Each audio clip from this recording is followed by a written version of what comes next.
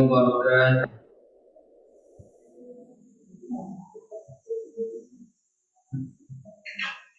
Alhamdulillahilladzi arsala rasulahu bil huda wa dinil haqq liyudhhirahu 'ala ad-dini kullihi wa kafaa billahi shahida.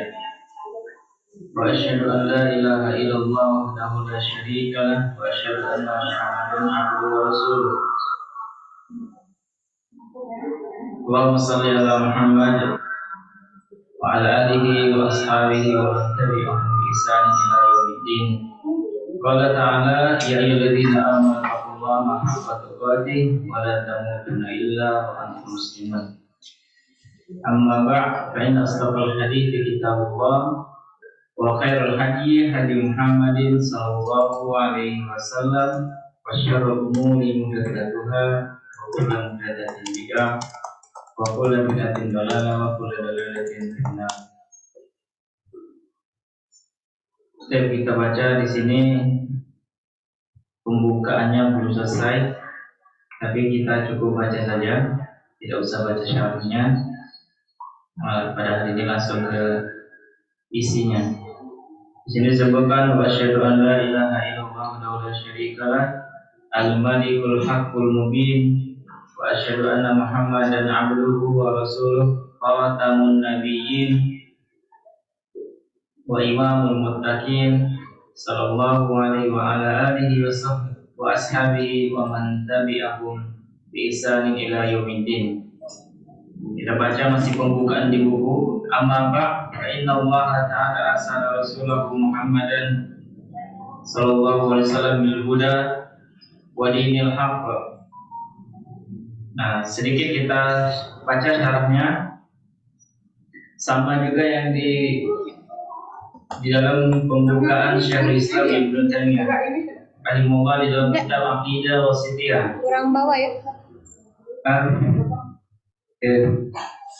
Di sini disebutkan fa innallaha ta'ala arsala rasulahu. Sesungguhnya Allah telah mengutus rasulnya Muhammad sallallahu alaihi wasallam bil huda, dengan petunjuk. Petunjuk itu apa? Al ilmu an-nafi, ilmu yang bermanfaat. Makanya kita menuntut ilmu agar mendapatkan ilmu yang bermanfaat. Wa dinil haqq, dan agama yang benar. Disebutkan agama yang benar yaitu al-amal as-salih, amal yang saleh. Maka dari ilmu yang bermanfaat lahirlah amal saleh. Karena setiap amalan tidak semuanya saleh, tidak semuanya baik. Makanya disebutkan Syekh Al-Utsaimin di dalam kitab Ta'zimul Ilm, apa itu ilmu yang bermanfaat? Al-ilmu an-nafi alladhi yurithul amal. Ilmu yang bermanfaat yang melahirkan atau yang mewariskan amalan. Itulah hakikat ilmu yang bermanfaat. Rahmatan lil alamin wa qudwatan lil amilin wa hujjatan 'alal ibadi ajma'in. Bayyana bihi wa bima anzala alaihi minal kitab wal hikmah kullama fihi salahul ibad wa istiqamatu ahwalihim fi dinihim wa dunyahum. Cukup ya jadi.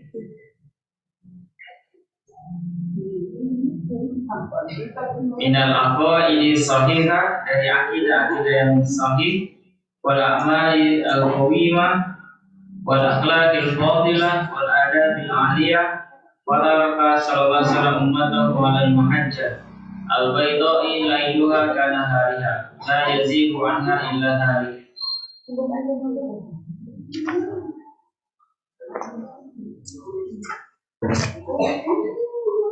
Jadi Rasulullah sallallahu alaihi wasallam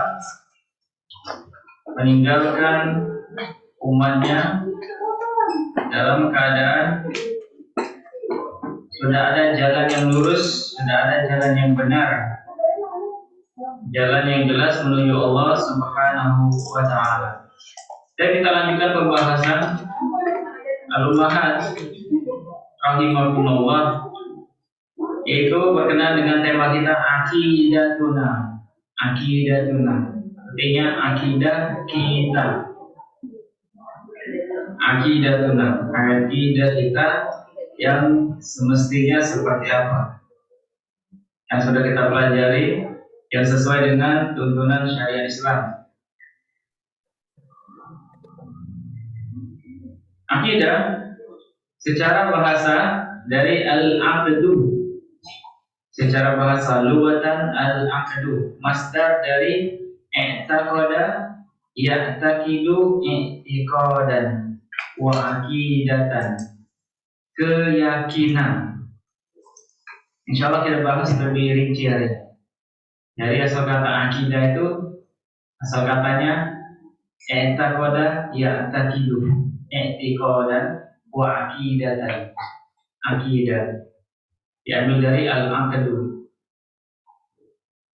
Secara istilah, hiya ma yan'aqidu alaihi qalbul mar'i wa yajzum bihi wa yattakhidahu dinan wa mazhaban. Jadi keyakinan seseorang di dalam hatinya dan dia terpegang bersungguh-sungguh untuk menjalankannya, baik agama ataupun mazhab. Ada hal yang menarik perlu kita pahami. Ternyata tadi secara bahasa al-aqidah yaitu keyakinan, atau kadang disebutkan juga at-tauhid, kepercayaan yang kuat, atau diartikan juga kadang akidah itu al-ihkam, yang mengokohkan atau menetapkan, atau disebut juga akidah itu ar-ributu biquwah, mengikat dengan kuat, dan disebutkan akidah. Dan tentunya secara bahasa sudah disebutkan secara istilah terminologi. Akidah adalah iman yang teguh dan pasti. Iman yang teguh dan pasti, yang tidak ada keraguan sedikit pun bagi orang yang meyakininya. Jadi suatu keyakinan yang tidak diragukan bagi pemiliknya. Perlu kita perhatikan juga, ternyata apabila penyebutan akidah, terkadang kata-kata yang lain juga termasuk makna akidah.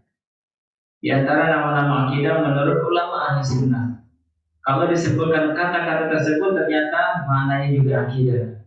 Ada yang tahu nama lain selain akidah? Kadang disebut kata ini ternyata maknanya akidah. Ada yang tahu? Al-iman. Kalau disebutkan al-iman, maksud juga makna akidah. Al-iman sebagaimana yang disebutkan dalam Al-Quran dan hadis Nabi SAW, karena akidah membahas rukun iman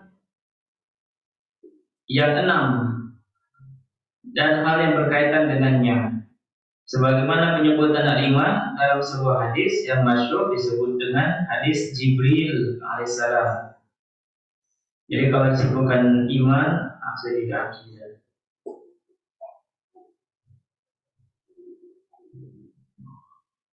Atau sering juga disebut akidah adalah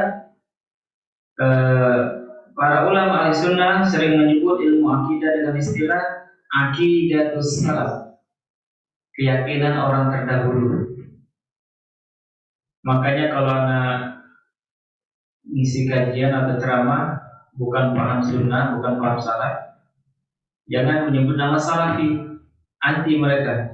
Sebut aja salaf terdahulu, pemahaman terdahulu, 3 generasi terbaik.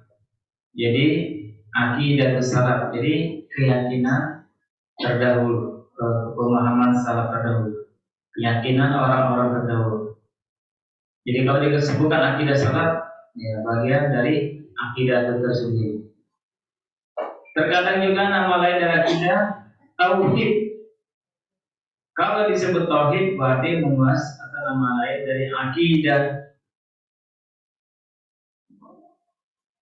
Dinamakan dengan tauhid karena pembahasannya berkisar seputar tauhid. Akidah juga membahas seputar tauhid, mengesahkan Allah. di dalam al-rububiyah ketuhanan, al-uluhiyah di dalam peribadatan, di dalam asma dan sifat. Jadi tauhid merupakan kajian ilmu akidah yang paling mulia dan merupakan tujuan utamanya.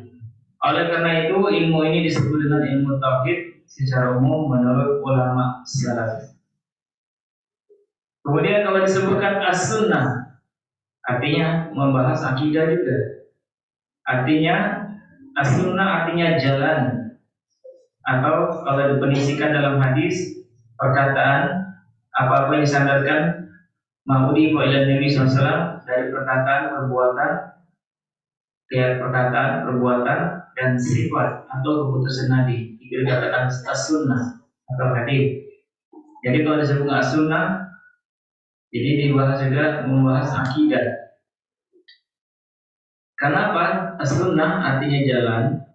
Jadi penganutnya mengikuti jalan yang ditempuh oleh Rasulullah SAW dan para sahabatnya di dalam masalah akidah. Dan istilah ini merupakan istilah masyhur populer dari 3 generasi pertama, sahabat, tabi'in, tabi'un tabi'in. Masih lagi ada istilahnya asyariah. Kalau disebutkan asyariah, terkadang pembahasannya adalah akidah, atau disebut juga al-fiqhu al-akbar, fikih besar, itu membahas akidah. Atau disebutkan juga usuluddin atau usuluddiyana, fondasi agama, yang membahas tentang rukun-rukun iman dan rukun-rukun Islam dan masalah-masalah yang jelas serta hal-hal yang telah menjadi kesepakatan para ulama. Sering kita dengar usuluddin. Jadi kalau bahas usuluddin ternyata akidah juga. Namun yang perlu kita perhatikan adalah kalau orang yang mengikuti akidahnya 3 generasi terbaik, maka pemahamannya selamat. Kalau lewat dari 3 generasi tersebut, maka yang sering kita dengar adalah, perhatikan, ada orang yang punya ahli sunnah wal jamaah juga. Banyak orang mengaku ahli sunnah wal jamaah, aswaja, ahli sunnah wal jamaah. Tetapi realitanya akidahnya melenceng dari 3 generasi terbaik. Makanya kalau kita hanya sekedar belajar agama tanpa kita melihat generasi 3 awal, pasti atau dapat dikatakan akan melenceng. Karena generasi terbaik generasi 3 pertama, sebagaimana sabda Nabi, khairun nasi qarni, sebaik-baik generasi adalah generasiku, sahabat, tsummal ladina yalunahu, tsummal ladina yalunahu, kemudian setelahnya dan setelahnya. Orang yang mengaku ahli sunnah tetapi pemahamannya melenceng dari generasi 3 generasi pertama, makanya sering kita dengar pemahaman mereka yaitu membahas tentang ilmu kalam. Ilmu kalam itu akidah mereka, tapi melenceng. Ada juga sering kita dengar filsafat. Istilah ini dipakai oleh para filosof dan orang yang sejalan dengan mereka. Ini adalah nama yang tidak boleh dipakai dalam akidah karena dasar filsafat itu adalah khayalan, rasionalitas fiktif dan pandangan-pandangan khurafat tentang hal-hal yang gaib, dan mereka termasuk yang menuhankan akal. Jadi dalil utamanya akal, bukan Quran dan hadis. Ini melenceng. Atau dengan istilah lain yang benar-benar juga tasawuf. Jadi jelas ya. Yang pertama tadi ada ilmu kalam, ada filsafat, ada tasawuf. Istilah ini dipakai oleh sebagai kaum sufi, filosof orientalis serta orang-orang yang sejalan dengan mereka. Ini adalah nama yang tidak boleh dipakai dalam akidah karena merupakan penamaan yang baru lagi diada-adakan. Di dalamnya terkandung igauan kaum sufi, klaim-klaim yang pengakuan khurafat mereka yang dijadikan sebagai rujukan dalam akidah. Penamaan tasawuf dan sufi tidak dikenal pada awal Islam, Penamaan ini terkenal ada setelah itu atau masuk ke dalam Islam dari ajaran agama yang keyakinan selain Islam. Dan Rasulullah SAW kalau kita perhatikan tidak pernah mengajarkan tiga hal tersebut: ilmu kalam, ilmu filsafat, dan ilmu tasawuf. Dan ini datang tiga generasi setelah generasi awal, generasi terbaik. Jadi dari sini dapat kita paham bahwasanya benar kata ulama, mempelajari tiga ilmu ini hukumnya haram, tidak boleh. Alhamdulillah Syekh Ibrahim Ar-Ruhaili, Anda tidak tahu, sekarang lagi mengadakan daurah pengajar Masjid Nabawi Kitab. Syekh Ibrahim Dr. Syekh Ibrahim Ar-Ruhaili, hafizallahu taala, lagi mengadakan daurah di Indonesia. Gak tahu, ada Jakarta, ada yang di Jawa. Apa di Jawa semua, atau di Jakarta semua. Sebagian besar Palembang juga hadir mewakili ustaz yang lain. Jadi beliau pernah ditanya di kajian beliau, apa hukum belajar ilmu filsafat, ilmu kalam? Qala haram. Dan ulama-ulama yang lain mengatakan haram, karena tidak sesuai dengan tuntunan, tidak sesuai dengan syariat Islam, melenceng. Jadi sampai di sini dapat kita pahami, dan Nabi SAW dari ribuan hadis, belasan ribu mungkin, setiap hadis yang Rasulullah sampaikan, tidak pernah Rasulullah membawa embel-embel ini pemahaman filsafat, ilmu kalam, ilmu tasawuf, dan diajarkan, nggak pernah. Dan di pondok-pondok ya ada juga diajarkan hal seperti ini, biasa diajari melalui perguruan-perguruan. Kalau sana ilmu ini baik, kenapa ilmu ini tidak diajarkan di sekolah-sekolah? Tapi banyak seperti filsafat ini diajarkan di kampus-kampus yang melenceng. Perhatikan, mereka membuat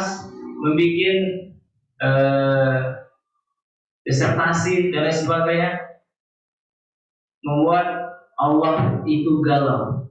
Ini hasil dari apa? Dari ilmu filsafat, ilmu kalam, dari tasawuf. Waliyahzubillah, ini sangat bahaya. Ini sudah melenceng, keluar dari Islam. Sudah keluar dari Islam, mengatakan Allah itu galau. Karena dia galau, akhirnya dia diciptakan manusia. Subhanallah, melenceng, bahaya.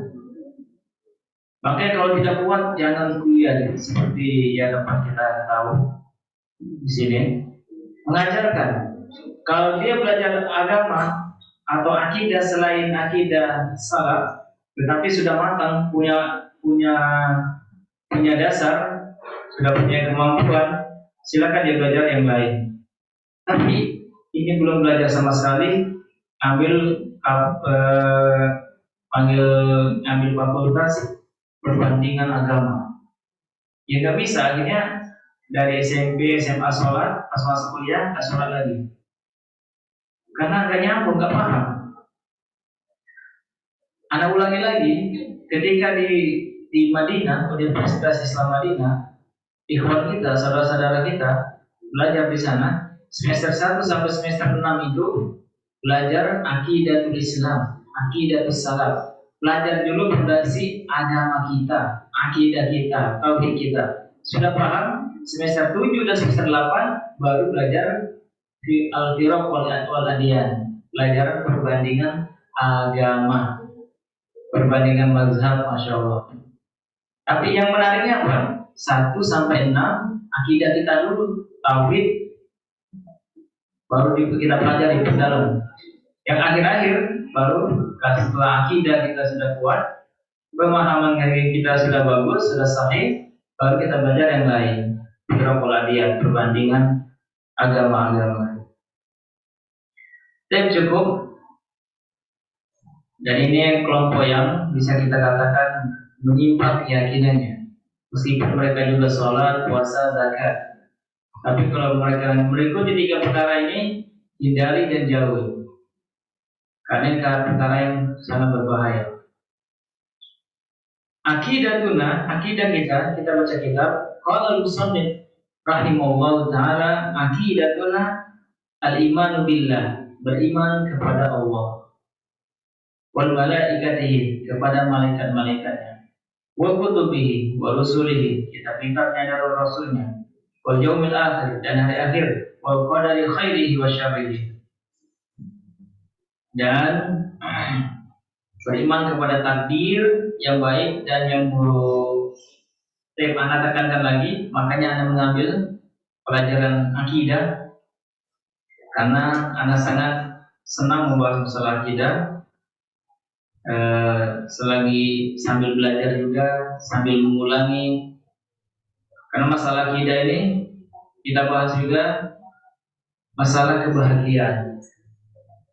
Orang tidak tuntas belajar akidahnya, tauhidnya, tidak akan bahagia hidupnya.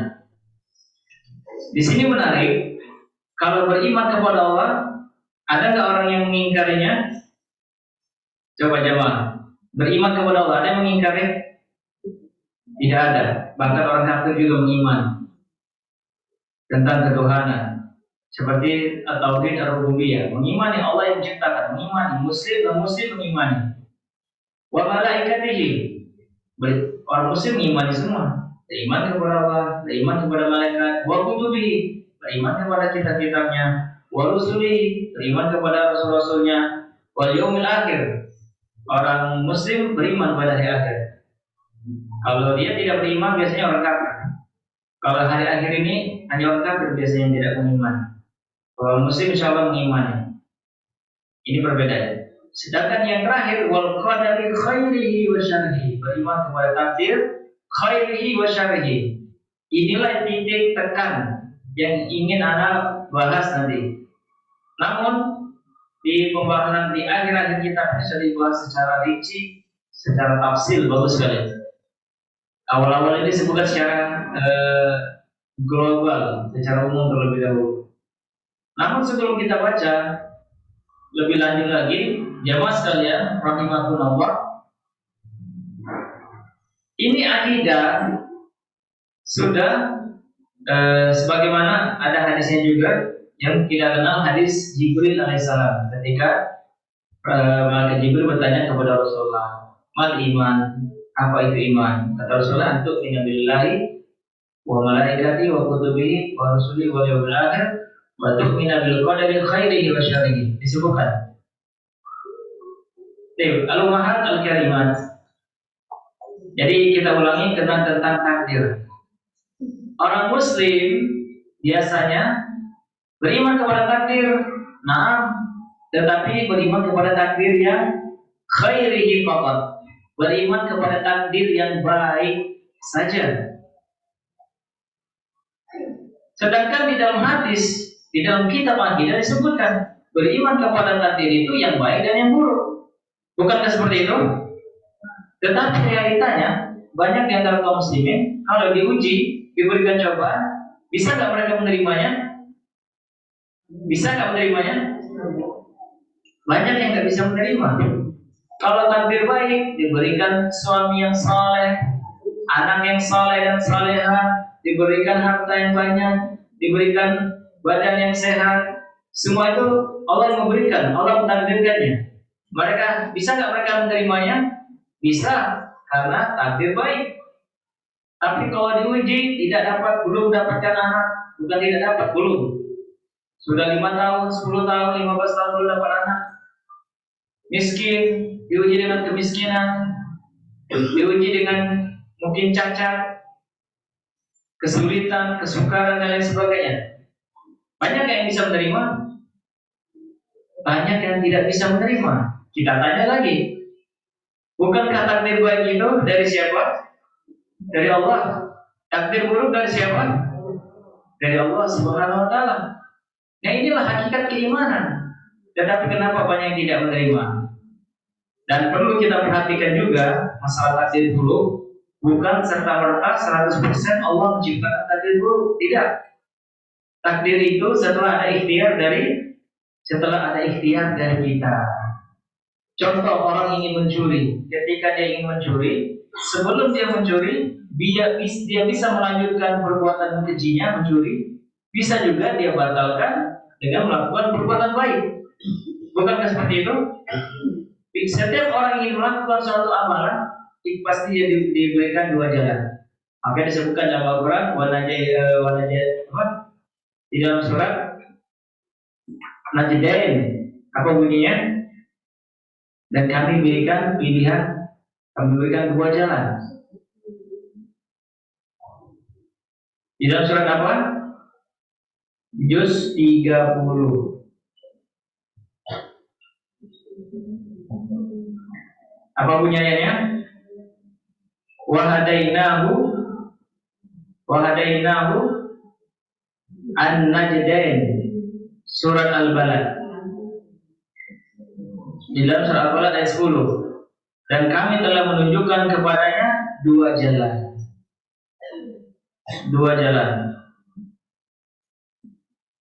Terus falakta hamal aqabah, tetapi dia tiada menempuh jalan yang mendaki lagi sukar. Wa ma adraka mal aqabah, tahukah kamu apakah jalan yang mendaki lagi sukar?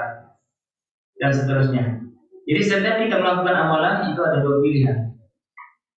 Ketika dia memilih yang baik dan Allah takdirkan dengan ilmu Allah Subhanahu wa taala dia melakukan kebaikan hari itu. Ketika dia memilih perbuatan buruk, dia lakukan setelah dia melakukan Allah takdirkan dia melakukan perbuatan keburukan. Tetapi ingat, setelah dia melakukan keburukan, baru Allah mentakdirkan kembali lagi dengan ilmu Allah Subhanahu wa taala. Dan kita ketahui juga 50.000 tahun sebelum penciptaan langit dan bumi itu sudah Allah ciptakan takdir setiap makhluknya. Kataballahul khalaik, kataballahul maqadir khalaik. Allah sudah mencatat takdir makhluk-makhluknya di khamsina alfasana, 50.000 tahun sebelum penciptaan langit dan bumi. Qabla yakhluqa samawati wal ardh. Kita ulangin, Allah sudah menciptakan takdir makhluknya 50.000 tahun sebelum penciptaan langit dan bumi. Namun apa yang terjadi sekarang itu tidak terlepas dari takdir Allah. Namun apa yang kita lakukan, pilihan kebaikan itu sudah berkaitan dengan takdir yang ada di Lauhul Mahfuz. Kita pilih keburukan itu dengan ilmu Allah, Allah sudah mengetahuinya. Tapi ingat, bukan 100% Allah menciptakan takdir yang buruk. Takdir yang buruk itu sebagai apa? Sebagai apa bahasa itu? Sebagai balasan dari pilihannya sendiri. Jadi Allah SWT tidak dikatakan melakukan keburukan. Hamba lah yang melakukan keburukan. Jadi bahasanya yang sering Anda sampaikan, kalau seorang guru di dalam satu kelas itu ada 50 murid. Jadi dari 50 murid, sebagian mendapatkan nilai 100, sebagian lain mendapatkan nilai yang biasa, sedang sebagian ada yang dikeluarkan atau mengulang nilainya tidak cukup. Nah, guru tidak dikatakan zalim karena dia adil. Karena nilai sesuai hasil dari ujian muridnya. Ketika muridnya dapat 100, dia tulis 100. Ketika dia dapat di bawah 60, harus ngeher, ngulang, dia tulis. Jadi itu dia adil. Ini hanya sekedar perumpamaan saja. Baik. Nah, ini yang perlu kita pahami. Bahwasanya takdir baik dan buruk itu dari Allah Subhanahu wa taala. Orang yang beriman, orang yang sudah paham masalah takdir, dia akan menerima dengan lapang dada.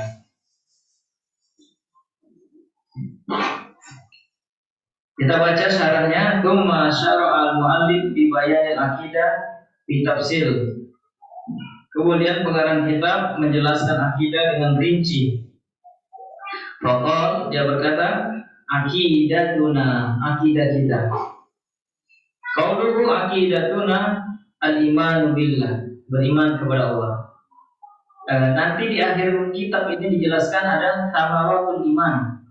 Jadi dari 6 ini ada buah manis beriman kepada Allah, beriman kepada hari, beriman kepada malaikat, kitab-kitab, Rasul, dari akhir dan takdir. Ada buah manisnya. Sebelum kita sampai, karena masih jauh, di akhir kitab ini pembukaan, nanti di akhir kitab dibahas tentang buah manis beriman dari 6 hal tersebut. Anda sampaikan satu hal terlebih dahulu, buah manis beriman kepada Allah. Inilah kebahagiaan yang kita cari. Namun kita mencari kebahagiaan jauh-jauh, mungkin di penjuru Palembang atau di penjuru-penjuru di ujung-ujung Indonesia, bahkan mencari kebahagiaan di luar negeri sana. Padahal kebahagiaan itu dekat dengan kita, yaitu al-iman. Hati yang beriman kepada Allah. Kita baca buah manis beriman kepada Allah disebutkan di dalam surat An-Nahl ayat 97. Silakan buka. Ini bagus sekali kalau kita buka tafsirnya di tafsir Ibnu Katsir rahimahullah. Surat An-Nahl ayat 97. Ada yang hafal? Ada yang sudah buka? Silakan baca. Surat An-Nahl ayat 97. Ini buah manis beriman kepada Allah Subhanahu wa ta'ala.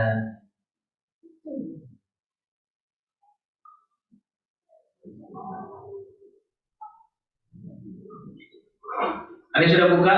Surat An-Nahl ayat 97. Ada yang hafal?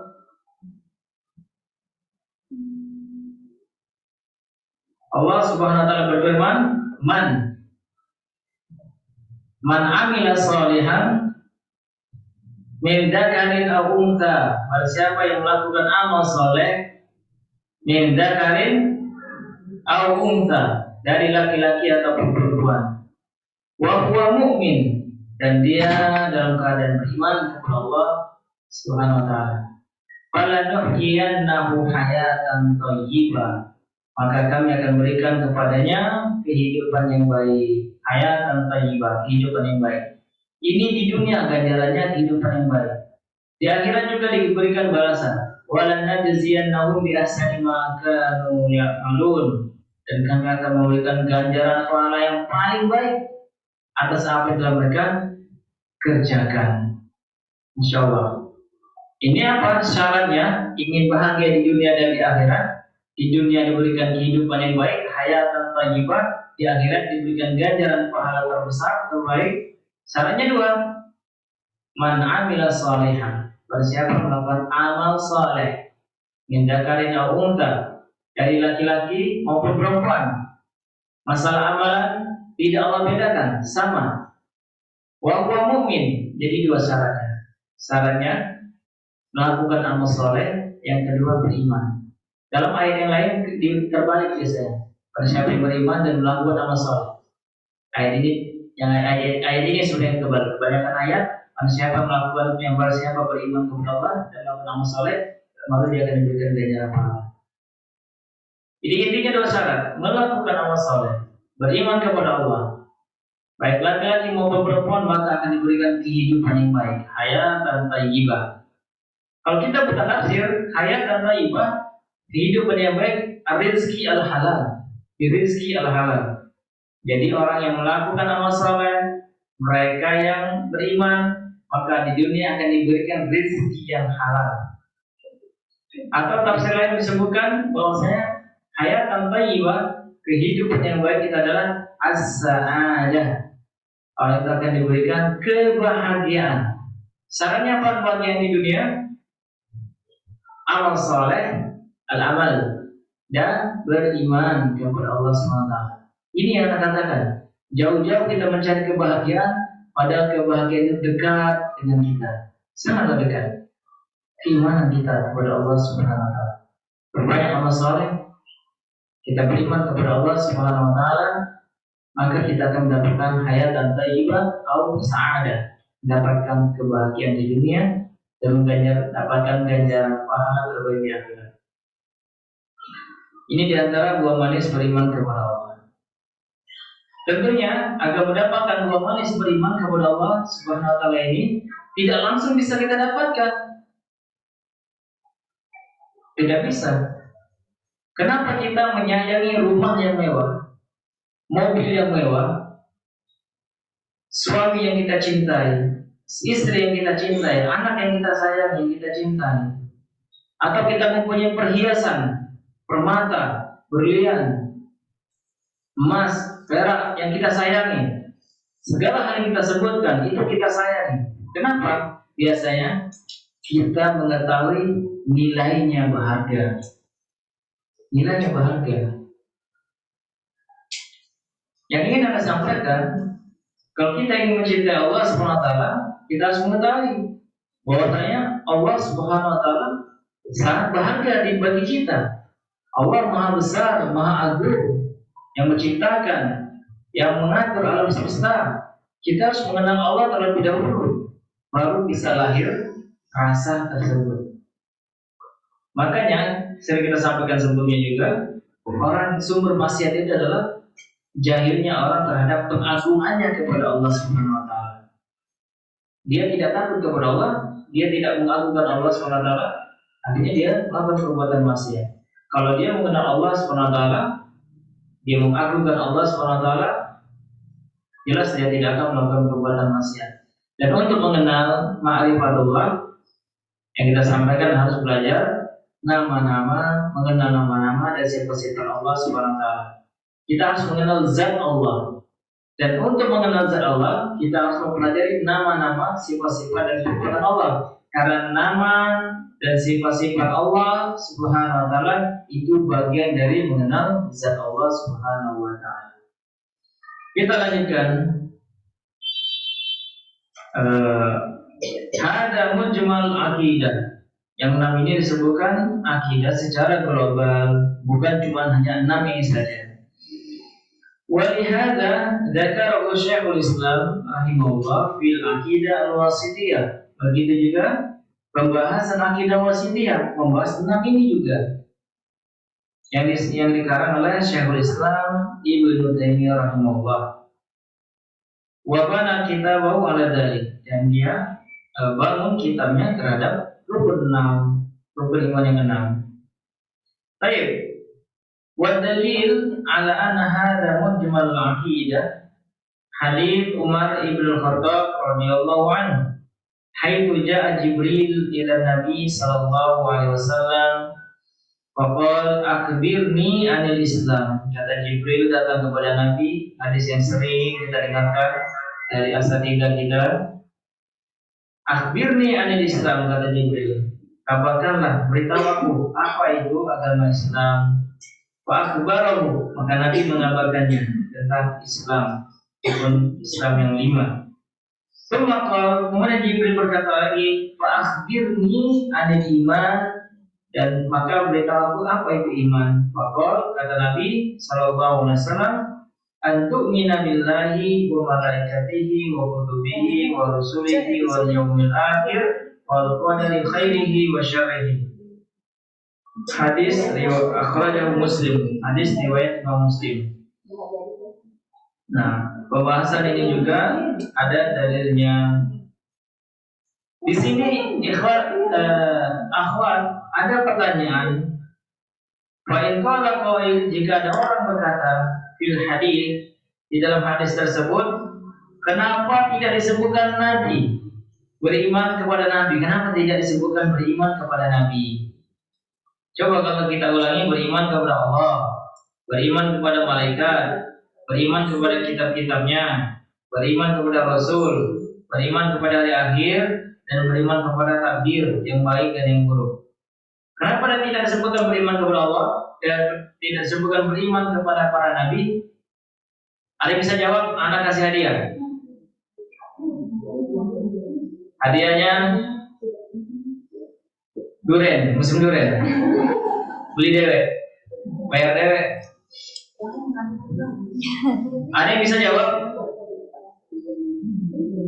Anak kasih uang 1.000.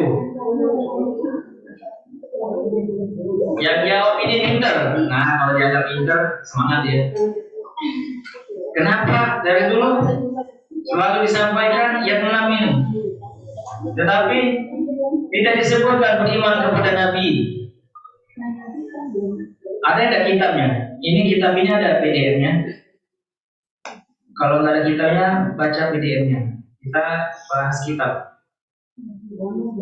Sekalian praktek ilmu bahasa Arabnya. Baik, ada yang bisa jawab hari ini? Kenapa rukun iman itu tidak disebutkan beriman kepada Nabi? Tafadholi, silakan. Mikir. Biar ada pikiran. Biar pikir, bekerja, ibadah. Kenapa tidak disebutkan beriman kepada Allah, beriman kepada malaikat, beriman kepada nabi, beriman kepada kitab, beriman kepada rasul, beriman kepada akhir, beriman kepada takdir? 7 jadinya, rukun iman 7. Pertanyaannya, kenapa tidak disebutkan beriman kepada nabi? Selamat berpikir, pusing-pusing sedikit, gak apa-apa olahraga otaknya.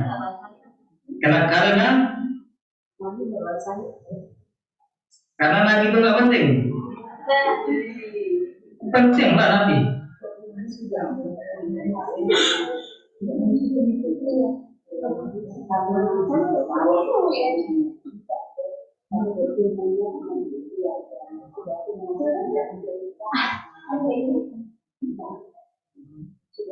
Ada yang bisa jawab?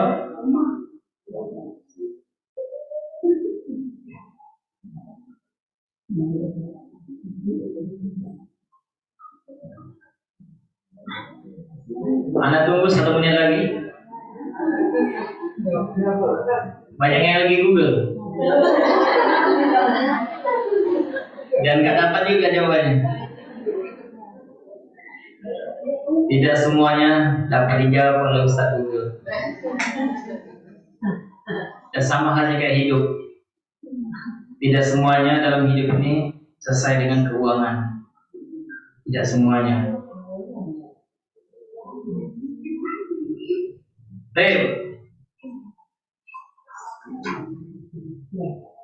Karena kita baca jawabannya. Di sini sebutkan walam yakul wa anbiya'ihi. Kenapa rukun iman yang 6 tidak disebutkan beriman kepada nabi-nabinya? Ma'anna nubuwah a'am. Sedangkan kenabian itu lebih umum. Fahada mahal iskal. Disinilah tempat permasalahannya. Jawabannya, qulna. Sebelum Anda lanjutkan, Sari sudah mendapatkan jawabannya. Anda kasih uang 50.000. Ada? Anda naikkan lagi 100. Alhamdulillah tidak ada. Kita lanjutkan. Qulna, kita katakan, kata Syekh Shalih Al-Utsaimin, hada iskalun jayyid. Ini ada sedikit permasalahan, tapi sedikit permasalahan yang bagus, kata Syekh. Kenapa bagus? Wa huwa mahallul iskal, itu tempat sumber permasalahan. Wal jawabu alaihi, dan jawabannya annaha tadkhul bil imani bil kutub. Paham? Mana bahasa Arabnya? Annaha, kenapa tidak disebutkan beriman kepada para nabi? Ini jawabannya bahasa Arabnya. Annaha tadkhulu fil imani bil kutubi. Karena apa? Wa kutubihi li'annal kutub aqarratil anbiya. Karena beriman kepada nabi tidak dimasukkan pada rukun iman yang 6. Kalau ditambah jadi rukun iman yang 7 maksudnya. Tapi jawaban di sini karena beriman kepada kitab-kitab itu, karena kitab itu lebih dekat kepada para nabi. Yang bawa kitab siapa? Nabi. Berarti beriman kepada yang membawa kitab juga. Maka sudah masuk mana beriman kepada nabi itu al-iman bil kutubihi. Al-iman dengan kitab-kitabnya. Itu jawabannya.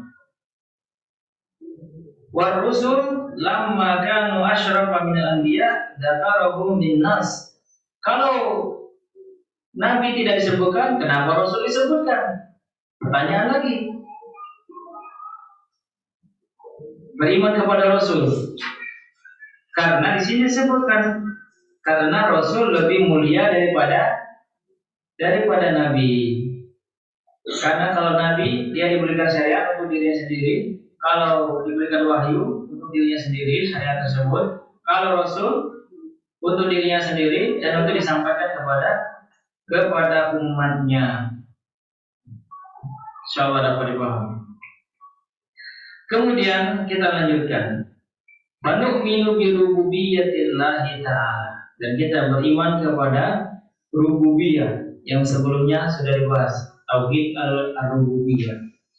Ai bi annahu rabbul khaliq al-malik al-mudabbir li jami'il umur. Karena dialah Allah, Rabb yang menciptakan, yang merajai, yang menguasai, yang al-mudabbir yang mengatur li jami'il umur, segala perkara.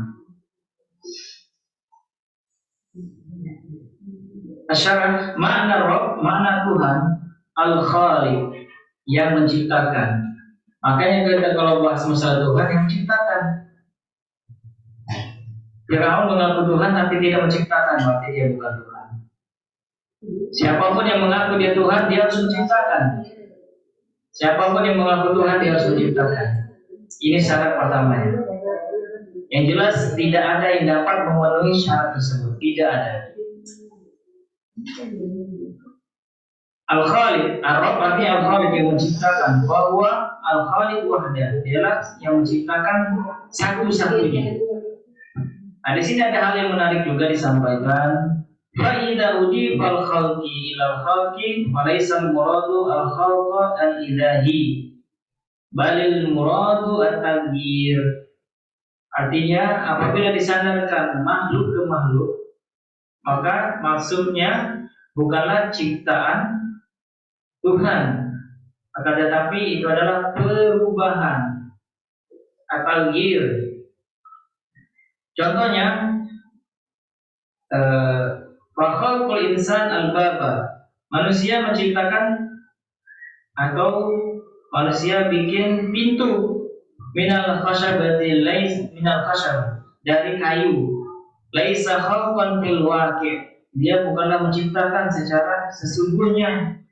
Walakinnahu taghyir, akan tetapi dia hanya merubahnya dari kayu aslinya berubah menjadi pintu.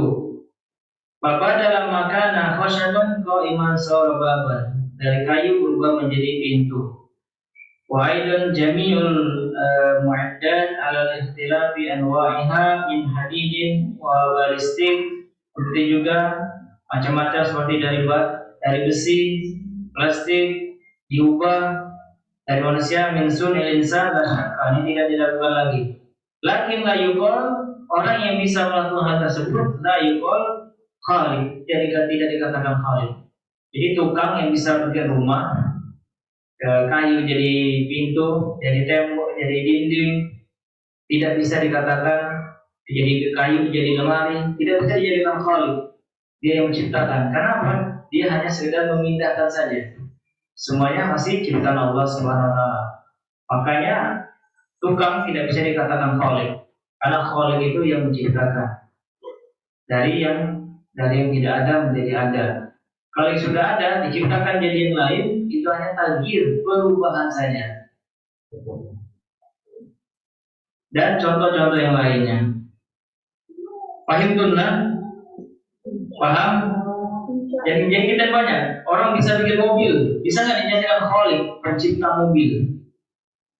Padahal alat-alatnya masih dari ciptaan Allah yang lainnya, dari yang sudah ada. Maka semuanya yang ada di muka bumi ini tidak bisa dikatakan khaliq, karena mereka membuat sesuatu yang sudah ada, cuma dikelola hingga menjadilah hal yang diinginkan. Kalau Allah SWT yang tidak ada menjadi ada.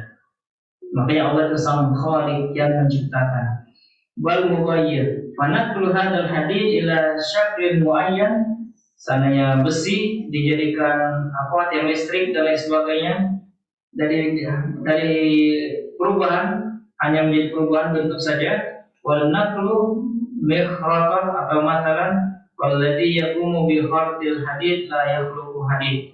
Orang yang menciptakan bentuk-bentuk selain yang menciptakan dari batu, dari besi, awalnya dari besi, idan laisa khaliqan walakinnahu mughayyir. Jadi kesimpulannya seperti tukang tadi, dia bukan khaliq tapi mughayyir. Mughayyir itu yang merubah saja sifatnya dari kayu yang murni, yang asli berubah jadi sudah dikelola berubah jadi lemari atau jadi pintu dan lain sebagainya. Dan semoga dapat dipahami. Kita lanjutkan. Fal mulku atam li rabbil alamin azza wa jalla. Sudah selesai pembahasan al-khaliq. Kalau dibahas masalah Tuhan dibahas dari tiga. Wal khaliq, wal malik, wal mudabbir. Khaliq yang menciptakan, Malik yang merajai, yang menguasai. Yang keempat, yang ketiga dari apa? Al-Mudabbir yang mengatur seluruh alam semesta. Dan ini seluruh.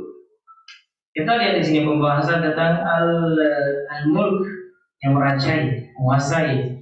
Ya Rabbil Alamin Azza wa Jal, alam semesta. Hatta mulki lil qalam laisa milkan taman.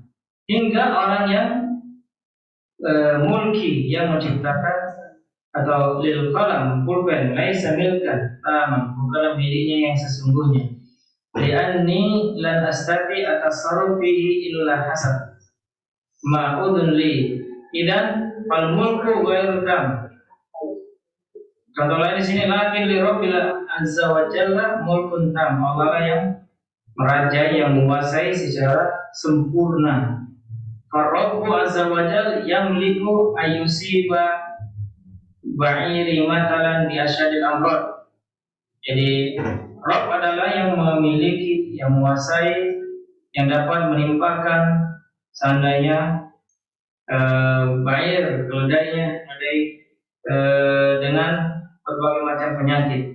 Wal bala, ujian. Wa ana la amliku an ajrihahu bil mishrat illa limaslahah. Idan, jadi mulku bani Adam ghair tam. Jadi pemilikan anak cucu Adam atau kekuasaan anak cucu Adam, pemilikan atau kekuasaan yang tidak sempurna. Wa milkullahi, dan milik Allah, kekuasaan Allah tam, itu yang sempurna. Seandainya Firaun mengaku menjadi raja, apakah dia merajai alam semesta? Jawabannya tidak. Dia merajai Mesir dan sekitarnya, dan itu dengan keterbatasan makhluk. Maka dia tidak bisa dikatakan seorang raja, apalagi Tuhan, karena dia tidak menciptakan, karena dia menguasainya terbatas. Maka itu tidak benar. Fahuwal mudabbir, mana yang ketiga? Rabb itu adalah mudabbir yang mengatur seluruh alam semesta. Fahuwal mudabbir li jamil umur wa tadbiruha li hawaijiha. Dan Allah mengatur segala kebutuhan kita, wa umuri baitina, dan perkara rumah kita, laisa tadbir al-mutlaq, bukanlah mengatur secara umum. Walau arada insan ayyudabbiru baitahu ala wajhin la yardahu Allah fa innahu la yamliku dzalik. Kalau orang ingin mengatur rumahnya, tetapi Allah tidak meridhoinya, fa innahu la yamliku dzalik, maka dia tidak akan bisa mengatur rumahnya, membina rumahnya. Lakin Rabbu azza wa jalla yamliku asya' ala ma taqtadihi al-hikmah min khairin wa syarrin. Akan tetapi Rabb azza wa jalla yang memiliki segala sesuatu ala ma taqtadihi, yang berkenaan dengan hikmah, baik itu baik maupun buruk, ada hikmahnya. Fa idza qil, jika ada yang berkata, kaifal iman billah? Bagaimana kita beriman? Bagaimana kita bisa beriman kepada Allah? Fahadha wa tafsir, ini rinciannya. Fanu'minu bi rububiyyatillahi ta'ala, kita beriman dengan rububiyahnya Allah, yaitu ketuhanannya Allah Subhanahu wa taala yang menciptakan. Ai bi annahu rabbul al-khaliq, dialah Rabb yang menciptakan, al-malik yang menguasai, al-mudabbir li jami'il umur, yang mengatur segala perkara. Ya Allah Subhanahu wa taala. Hadhihi rububiyah wa yatadamman salasa asya. Rububiyah ini yaitu terkandung tiga perkara. Awalan, yang pertama, al-khalqu. Allah Ta'ala khaliq kulli syai'.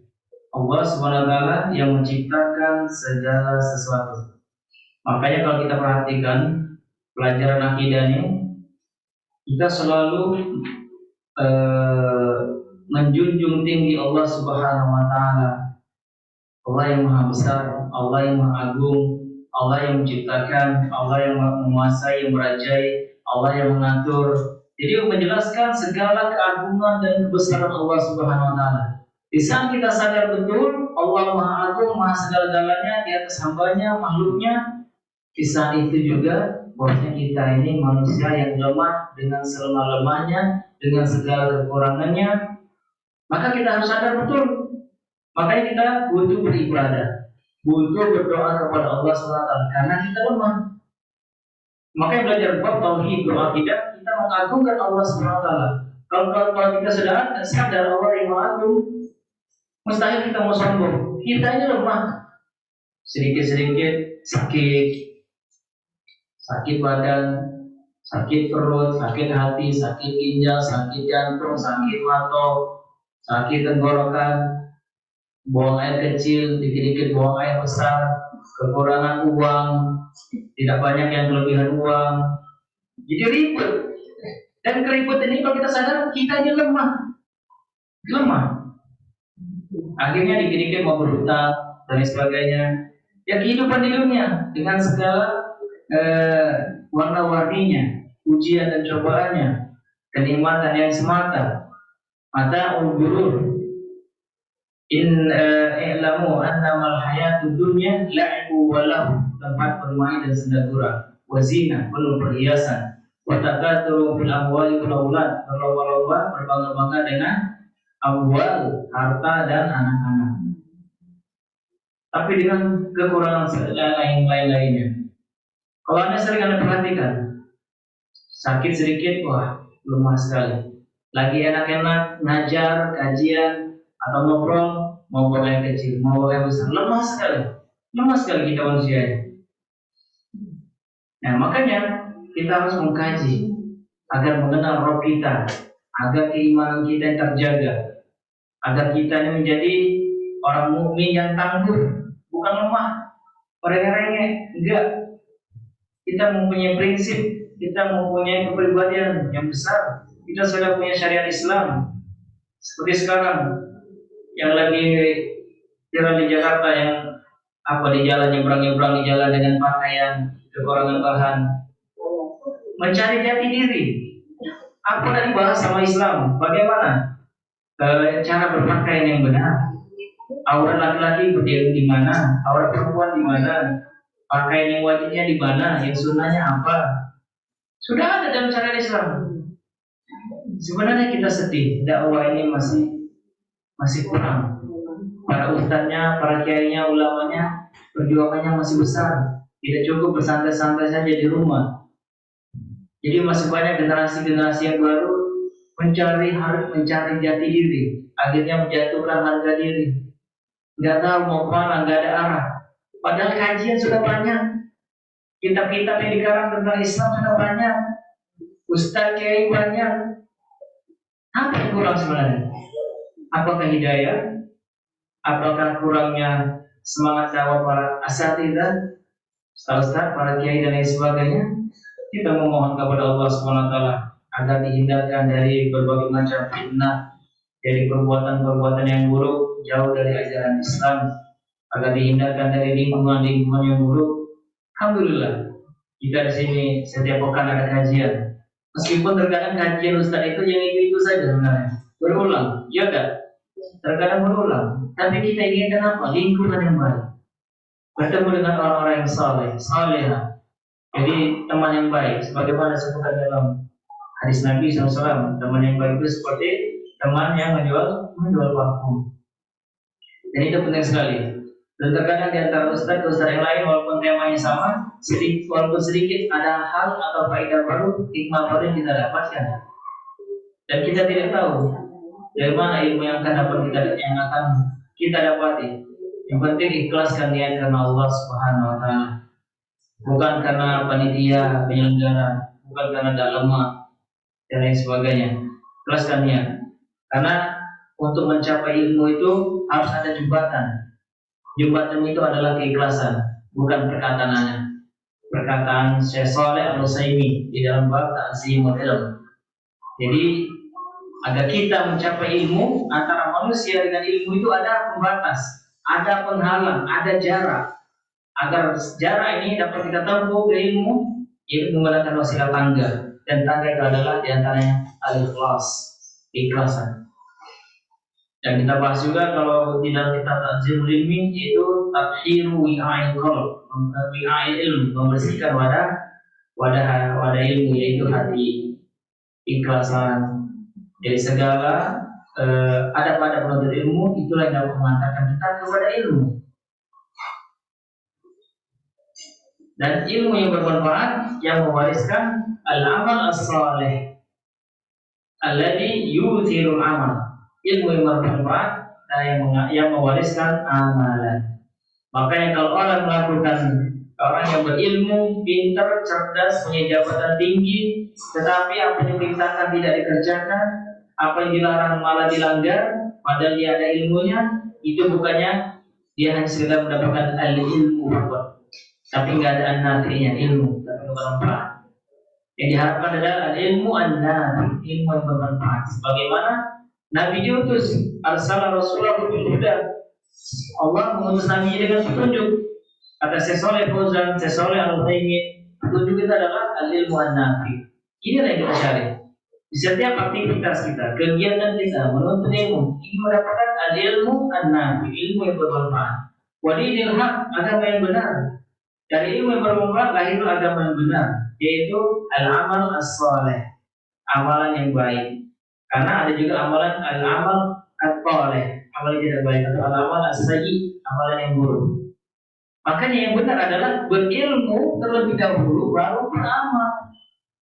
Makanya kata Syekh Shalih Al-Utsaimin yang punya 1000 guru, yang kitabnya pernah dibuat oleh Ustaz Akhirudin di Balinda, dan kitab ini juga menjadi kurikulum di Ma'had Darul Ma'had.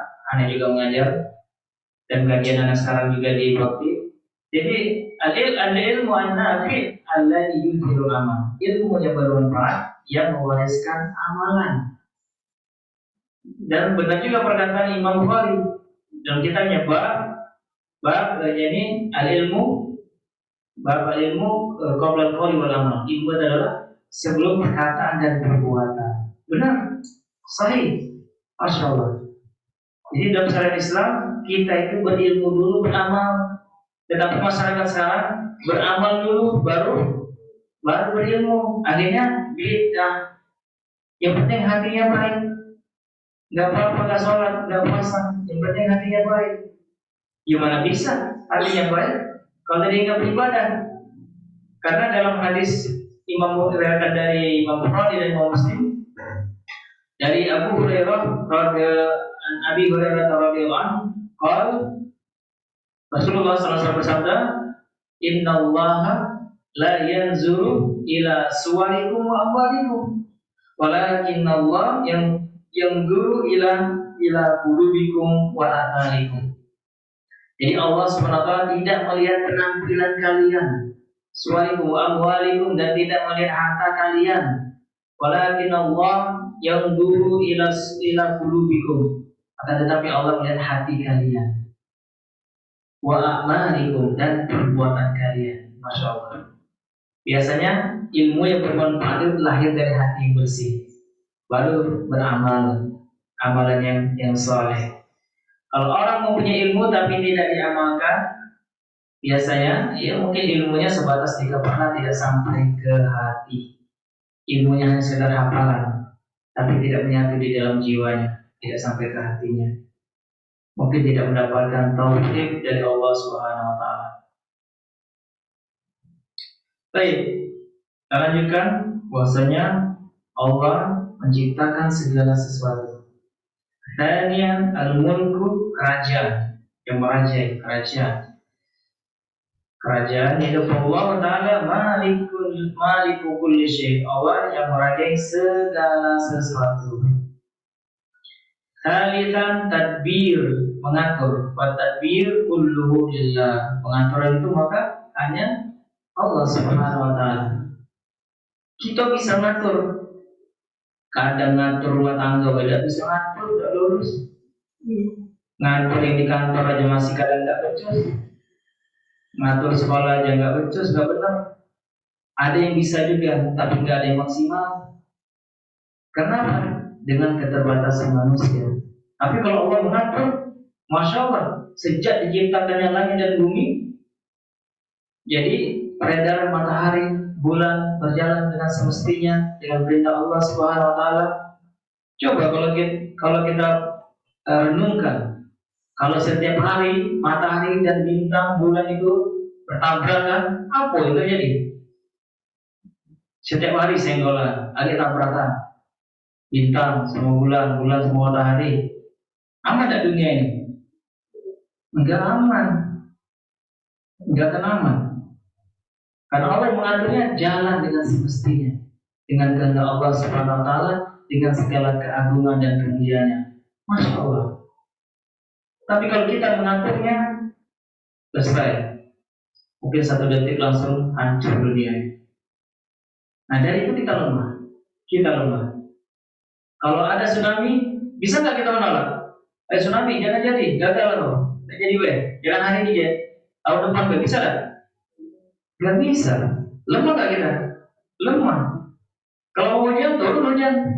Mau pawang hujan, mau pawang apa? Nggak bisa. Yang bisa dia berdoa minta dialihkan. Itu jika Allah meridhoinya, menghendakinya, nggak bisa. Kalau mau hujan sehari semalam, hujan terus, nggak bisa ngapain. Jadi semakin lama kita bahas tentang keagungan Allah, maka semakin lama juga kita manusia semakin lemah. Kalau sadar, makanya harus belajar. Kita butuh ilmu. Ma'bud rabbaka hatta ya'tiyakal yaqin.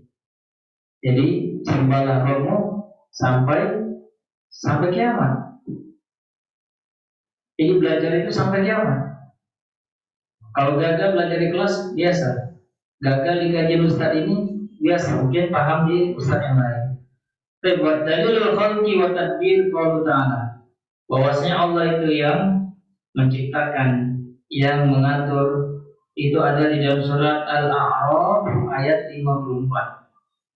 Surat Al-A'raf ayat 54. Allah Ta'ala berfirman, ala lahul khalqu wal amru. Bukankah Allah yang menciptakan dan yang mengatur? Ala lahul khalqu wal amr. Bukankah Allah yang menciptakan dan yang mengatur? Al-A'raf ayat 54. Wal khalqu wadihun. Yang menciptakan itu wadih. Allah menciptakan. Wal amru wa tadbir. Perkara sini itu al-amru at-tadbir yang mengatur. Jadi Allah menciptakan, Allah yang mengatur. Ini kita bahas dalilnya. Makanya kalau kita perhatikan kajian kita ini, ya kajiannya ilmiah, bukan katanya kilau kala kata kiai, kata ustaz itu, kata habib itu. Kita nggak bisa kata-katanya. Harus qala Allah wa qala Rasul. Harus ada rujukannya, sumbernya.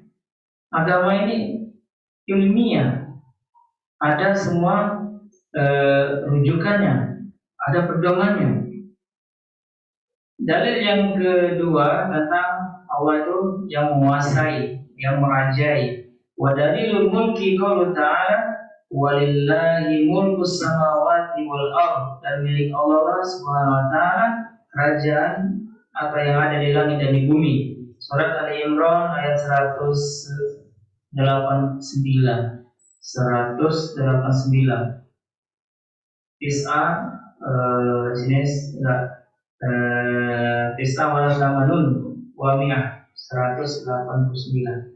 Fahadil umur talata hiya makna rububiyah. Dan 3 perkara ini itulah makna ar-rububiyah, tauhid ar-rububiyah, yaitu Allah al-Khaliq yang menciptakan, Allah al-Malik yang menguasai, Allah al-Mudabbir yang mengatur. Dari 3 ini maknanya rububiyah, tauhid ar-rububiyah.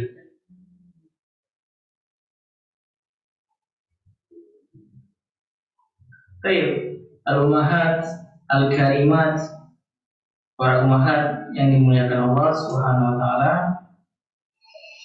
Sini kita lanjutkan matanya. Wa nu'minu bi uluhiyatillahi ta'ala ay bi annahu al-ilahu al-haqq. Kita sebelumnya di bab pertemuan pertama kita membahas tauhid itu ada 3 dan semuanya ada dalil. Itu tauhid ar-rububiyah, tauhid al-uluhiyah, tauhid asma wa sifat. Tadi kita bahas tentang tauhid ar-rububiyah, rinciannya. Sekarang nu'minu bi uluhiyatillah. Kita beriman dengan uluhiyatillah ta'ala. Ai bi annahu al-ilah al-haq. Bahwa Allah lah Tuhan yang benar, Jadi Tuhan yang benar artinya tauhid al-uluhiyah ifradullah ta'ala bil ibadah. Kita mengesahkan Allah SWT dengan beribadah satu-satunya. Tidak ada yang lainnya. La syarika wahdahu la syarika. Hanya semata, tidak ada sekutu baginya. Kemudian wa nu'minu bil uluhiyah, beriman kepada uluhiyah Allah, ay bi annahu al-ilah al-haq. Hada tauhid al-uluhiyah. Inilah tauhid al-uluhiyah. Wal ilah itu Tuhan. Bimana al-ma'luh, wa huwa fi'al, bimana maf'ul, wa fi'al bimana maf'ul taridu katsiran fil lughah, mislu giras bimana maflus, wa bina bimana mabni, firas bimana mafrus. Di sini ada pertanyaan. Di sini banyak yang tidak tahu. Sepertinya lafaz Allah Subhanahu wa taala itu apakah jamid atau mustaq? Jamid itu maksudnya tetap, tidak ada perubahan. Jadi nama Allah itu Allah langsung, tidak ada pecahannya. Contoh seandainya miftahun. Miftah itu bukan berdiri sendiri. Miftahun artinya kunci dalam bahasa Arab. Tapi asal katanya ada fataha, yaftahu membuka, fathan, fatih, wa maftuhun, miftahun ala membuka, itu kunci. Nah, lafaz Allah ini apakah dia berdiri sendiri atau dia ada bersandar dengan ada pecahan yang lainnya? Ada yang bisa jawab? Lafaz Allah seperti Nabi Muhammadun, itu lafaznya sendiri atau diambil dari bahasa pecahan yang lain? Muhammad itu nama Nabi Muhammad.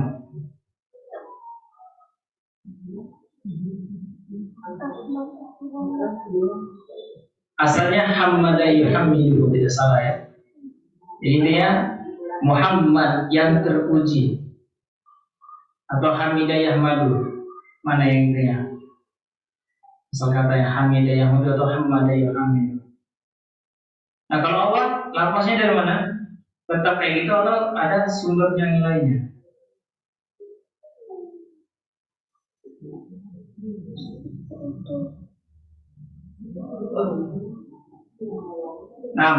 Sepertinya Hamidah Yahmadu hamdan wa Muhammadan, yang terpuji. Jadi kayak Nabi Muhammad itu ada kata dasarnya, kata asalnya. Muhammad yang terpuji, Hamidah Yahmadu. Kalau Allah tidak ada. Berdiri sendiri atau ada pecahannya? Berdiri sendiri. Nah, Anda belum beruntung. Dia ada pecahannya. Disebutkan juga di dalam kitab Aqidah Wasithiyah penjelasannya. Sini juga dijelaskan konsep ilah itu berasal kata ma'lu bimakna ma'luhun wa ma'nahu al-ma'bud. Allah ya'lahu qadza. Allah ya'lahu artinya beribadah, menyembah. Alihayal atau abidayah budu. Artinya menyembah.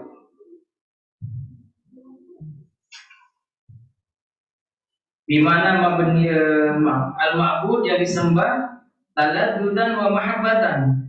Makanya Allah itu asal kata Allah itu tadi Allah ya'lahu ma'luhun atau ma'budun yang disembah. Tetapi yang menariknya lafaz Allah ma'luhun atau al-ma'bud taladdudan yang diibadahi dengan kenikmatan dan kecintaan. Beribadah itu dengan nikmat dan cinta. Faqad ya'budul insan syai'a. Kadang manusia menyembah selain Allah. Walakin laisa taladdudan wa ta'abbudan lahu wa mahabbatan. Akan tetapi tidak ada rasa nikmat dan penghambaan yang tidak ada rasa cintanya. Kama qala Nabi sallallahu alaihi wasallam, ta'isa abdud dinar, celakalah budak dinar. Ta'isa abdud dirham, celakalah budak dirham. Ta'isa abdul khamisah, celakalah budak baju. Lakin ta'alluqa qalbi bihi ja'alahu kal'amil lahu. Arti hadis ini, celakalah hamba dinar. Jadi orang yang mikirin harta mulu dinar. Ta'isa abdul dirham, celakalah abdul dirham, budak dirham. Yang pikirannya dolar, pulus, rupiah. Jadi seakan-akan menjadi budak uang, budak harta. Atau ta'isa abdul khamisah, celakalah budak baju. Ada baju baru beli, fashion ini beri, keluaran baru beli, jadi budak uang, rupiah, dolar, dinar, dirham, budak pakaian. Ada lagi sekarang yang baru, budak apa? Iya, banyak. Budak, ya, fashion itu juga budak pakaian ini termasuk ya yang muda sekarang. Pengen pakaian seperti ini. Budak makanan. Apa? Kuliner, budak kuliner. Di mana makanannya? Ya kalau sekali nggak apa-apa ya. Sekali nggak apa-apa insyaallah. Tapi kalau berlebihan, ini yang dilarang. Menjadi budak. Kalau menjadi budak itu kan berarti berlebihan. Kalau ingin makan enak sekali nggak apa-apa. Apalagi dibagi-bagi sama kita makan enak. Justru berpahala. Ya jemaah. Baik. Kita lanjutkan. Qauluhu wa anna kulla ma'budin siwahu batil. Di sini disebutkan wa kullu ma'budin siwahu batil. Seluruh peribadatan selain Allah itu batil. Makanya makna la ilaha illallah artinya bukan tiada Tuhan selain Allah, tapi la ma'buda bihaqqin illallah, tiada Tuhan yang berhak diibadahi dengan benar kecuali Allah Subhanahu wa taala. Karena beribadah dengan lain realitanya ada, tapi itu tidak benar. Karena yang benar adalah beribadah hanya kepada Allah Subhanahu wa taala. Maka di sini disebutkan wa kullu ma'budin siwahu batil. Setiap peribadatan atau setiap yang disembah selain Allah itu batil. Dalilnya apa? Dalilu hadza qauluhu tabaraka wa ta'ala syahidallahu annahu la ilaha illa huwa wal malaikatu wa ulul ilmi qa'iman bil qist la ilaha illa huwal azizul hakim. Dari surat Al-Imran ayat 18.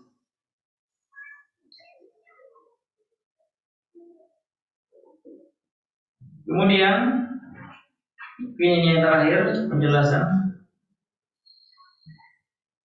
Fama yu'bad min dunillah fa innahu ilahun. Apa-apa saja yang disembah selain Allah fa innahu ilah. Sesungguhnya dia itu ilah, Tuhan. Lakinnahu ilahun batilun. Tetapi dia Tuhan yang batil, tidak benar. Wa mujarrad tasmiyah, dan hanya sekedar nama saja Tuhan, tapi tidak memenuhi syarat, hakikatnya tidak benar. Kama qala ta'ala in hiya illa asma'un sammaitumuha. Itu tidak lain itu hanyalah nama-nama yang mereka namai. Mau Tuhan Lata, Tuhan Lata, Uzza, Manat, mau Tuhan apapun yang mereka namakan, naam itu Tuhan, tapi hanya sekedar nama, kata Syekh. Hakikatnya tidak dan tidak memenuhi syarat. Karena kalau dikatakan ilah tadi Tuhan atau Rabbun harus memenuhi tiga tadi: Al-Khaliq, Al-Malik, Al-Mudabbir. Selanjutnya, wa dalil ala annaha alihah anna Allah ta'ala sammaha alihatan wa qala ta'ala fama aghnat anhum alihatuhum allati yad'una min dunillahi min syai'. Wa qala ta'ala wa la tad'u ma'a ilahan akhar. Jangan kamu berdoa kepada bersama Allah kepada Tuhan yang lain. Di dalam surah Al-Qasas ayat 88. Lakinnaha uluhiyah batilah. keyakinan peribadatan yang batil. Wahia mujarrad ism, hanya semata nama. Walihada qala mu'allif, oleh karena itu mu'allif pengarang kita berkata wa ma siwahu batil. Tuhan selain Allah itu batil. Wa dalil ala hadhihi jumlah qauluhu ta'ala dzalika bi anna Allaha huwal haqqu wa anna ma yad'una min dunihi huwal batil. Sesuai dalam surat Al-Hajj ayat 62. Surat Al-Hajj ayat 62. Dzalika bi anna Allaha huwal haqq. Itulah sesungguhnya Allah SWT yang hak, yang maha benar. Wa anna ma yad'una min dunihi, apa yang disembah selainnya huwal batil, adalah batil. Akhwatul karimat, sampai sini ada pertanyaan? Lumayan sudah 1 jam setengah, kurang dikit lagi, hampir 1 jam setengah. Yang ada pertanyaan silakan.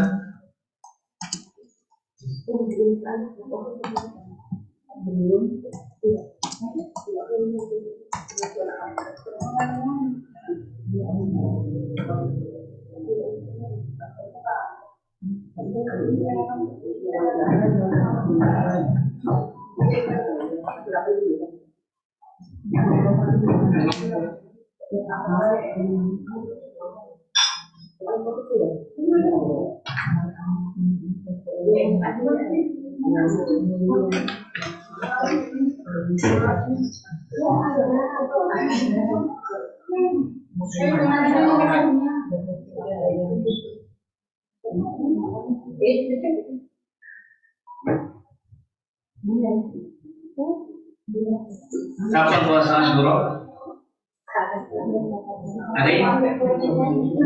Hari Senin. Cukup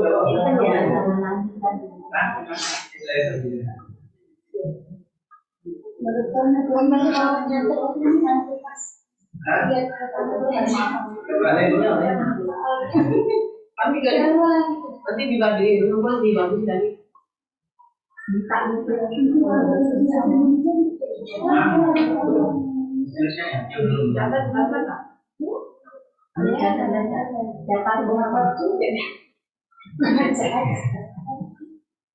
pahamnya aja.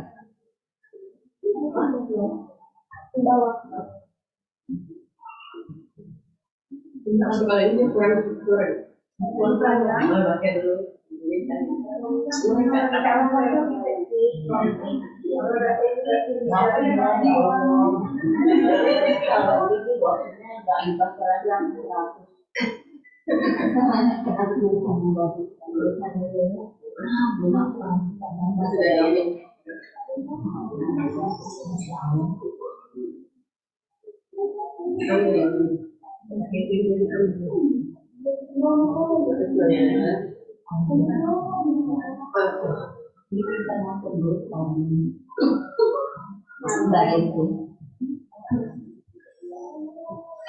Dari konsistensi dari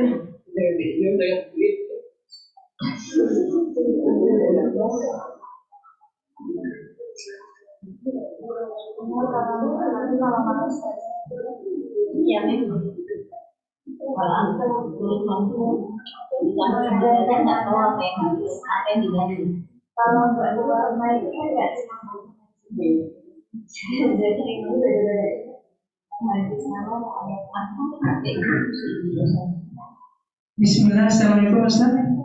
Mau nanya dikit Ustaz, soalnya tadi ada yang belum begitu dipahami mengenai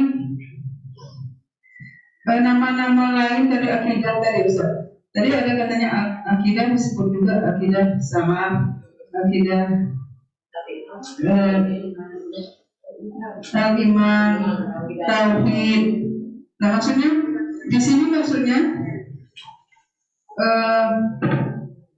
kalau kita belajar akidah itu termasuk juga belajar tauhid, begitu saya. Nah, jadi dapat kita simpulkan bahwa akidah itu cakupannya luas, lebih luas dari tauhid. Sahih. Oh, masya Allah. Ada juga sering kita dengar ada manhaj. Apa mana akidah? apa makna tauhid, apa makna manhaj. Ya benar tadi kalau akidah artinya lebih umum, maknanya lebih global. Bisa akidah keyakinan orang Islam, bisa, dan orang Islam sendiri kadang atas nama Islam, tapi tadi ada akidah salaf, maksudnya yang fokus kepada 3 generasi awal. Ada akidah yang mengikuti setelah 3 generasi awal, maka lahirlah seperti akidah al-Asy'ariyah atau Asy'ariyah, seperti Syiah, pemahaman Syiah. Lahirlah juga seperti ilmu kalam, ilmu filsafat, ilmu tasawuf. Ini kan semua akidah, keyakinan. Nah, dia secara umum, baik keyakinan yang benar ataupun keyakinan akidah yang menyimpang. Kalau tauhid jelas, dia rinci, tauhid itu berkenaan dengan Allah. Asal katanya, bahasa Arabnya wahada yuwahidu. Tauhidan itu mengesahkan Allah. Jadi mengesahkan Allah dengan cara apa? Baru dengan 3 hal. Tauhid rububiyah, uluhiyah, asma wa sifat, yaitu ifradullah taala bi rububiyatihi wa uluhiyatihi wa asma'ihi wa sifatihi. Kita mengesahkan Allah dengan rububiyah tadi, yang menciptakan, yang merajai, menguasai, yang mengatur. Itu rububiyah Allah, Rabb. Dengan mengesahkan Allah dengan uluhiyah, yaitu dengan beribadah hanya kepada Allah, tidak selainnya. Mengesahkan Allah dengan asma Allah wa sifatihi, asma'ihi wa sifatihi, nama-namanya dan sifat-sifatnya. Ada seluruh nama-nama Allah itu maha mulia, al-husna, dan nama-nama dan sifat-sifat Allah SWT.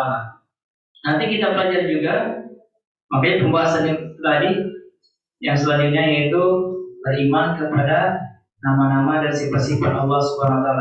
Setiap nama Allah SWT itu tersirat di dalam, setiap nama Allah SWT tersirat di dalamnya sifat Allah SWT, dan tidak setiap sifat Allah itu ada nama Allah SWT.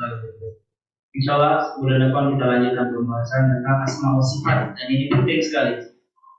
Dari asma wa sifat ini, kalau benar-benar kita pahami, akan menjadikan kita mempunyai iman yang tangguh, akan mempunyai pengawasan dari Allah SWT secara langsung kepada kita. Sulit kita ingin melakukan perbuatan maksiat, tidak luput dari pengawasan Allah, karena Allah Al-Basir yang maha melihat. Tidak mungkin kita melakukan perbuatan maksiat tak manakala rasa pengawasan Allah Subhanahu wa taala itu sudah meliputi atau menghantui di setiap aktivitas kita. Ingin melakukan perbuatan buruk, langsung sadar Allah melihat. Jadi digagalkan. Tapi realitanya orang masih melakukan perbuatan maksiat. Ya gimana? Dia tahu, yaitulah al-ilmu la yanfa, atau ilmunya tidak bermanfaat. Makanya kita butuh kepada Allah SWT agar memudahkan kita mendapatkan ilmu yang bermanfaat. Jadi, Anda rasa daripada orang awam, banyaklah orang yang sudah mengetahui, tapi banyak yang melanggar. Kalau kita perhatikan di dalam kitab Bakar bin Abu Zaid, Abu Zaid yang mengarang kitab Hilyatul Thalibil Ilmi. Ini kitab yang masyhur, Hilyatul Thalibil Ilmi. Syekhnya Shalih Al-Utsaimin yang 1000 guru. Itu Bakar bin Abu Zaid, rahimahullah taala. Tapi sebenarnya bukan perkataan beliau. Perkataannya Syekh Shalih Al-Utsaimin yang mensyarah kitab beliau. Disebutkan dari Syekh Shalih Al-Utsaimin yang mengatakan, orang yang berilmu dan tidak mengamalkan ilmunya, hakikatnya dia dengan orang jahil, dengan orang bodoh sama. Orang yang berilmu tidak mengamalkan ilmunya dengan orang jahil itu sama saja. Seandainya nanti puasa Asyura, ada orang tahu, ada orang yang tahu mengilmuinya, puasanya pahalanya yukaffiru sanama dia, mengampuni dosa 1 tahun yang lalu. Tahu dia pahalanya, dia tahu ilmunya, tapi dia nggak berpuasa. Ada orang awam yang nggak tahu apa itu puasa Asyura, dan nggak tahu sama sekali. Padahal puasa Asyura ini 10 Muharram itu puasa yang pertama diwajibkan sebelum puasa Ramadan. Setelah puasa Ramadan diwajibkan, maka puasa Asyura ini sunnah hukumnya. tapi rugi kalau ditinggalkan karena dapat mengampuni dosa setahun 1 tahun yang lalu. Jadi ketika orang yang berilmu tahu keutamaannya tidak diamalkan, ada orang awam yang nggak tahu puasa syuro tidak dikerjakan, itu maknanya sama. Bahkan kata Syekh Shalih Utsaimin, bahkan orang awam ini dia jauh lebih utama daripada orang yang berilmu. Kenapa? Orang yang berilmu dia tahu ilmunya tidak diamalkan, maka dia berdosa. Kalau orang yang awam, karena dia memang tidak tahu, karena dia memang tidak tahu. Seandainya orang awam dia tahu, mungkin dia lebih semangat daripada orang yang berilmu. Bisa jadi. Nah, jadi jangan sampai kita menjadi, jangan sampai orang yang berilmu lebih berilmu orang awam. Nah, ini maknanya. Oke, kita cukupkan sampai di sini. Nah, satu lagi Ustaz. Nah, yang tadi mengenai nama Allah tadi Ustaz. Nama Allah tadi tunggal ya.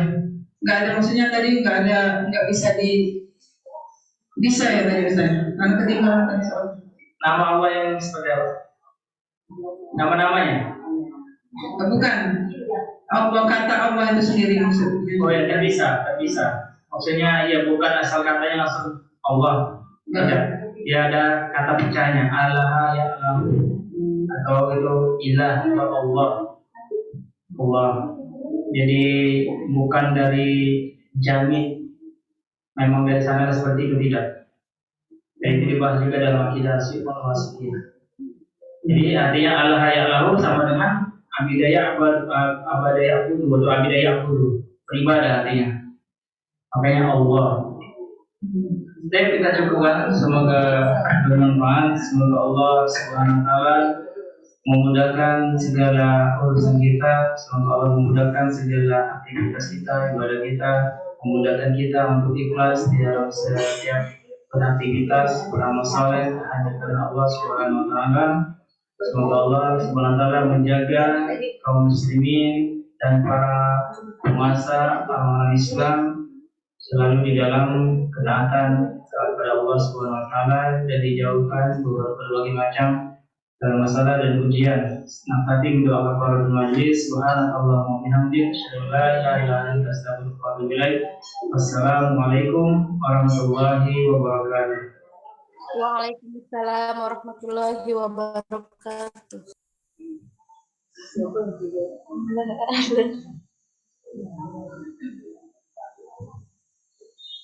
Emel tutup ya.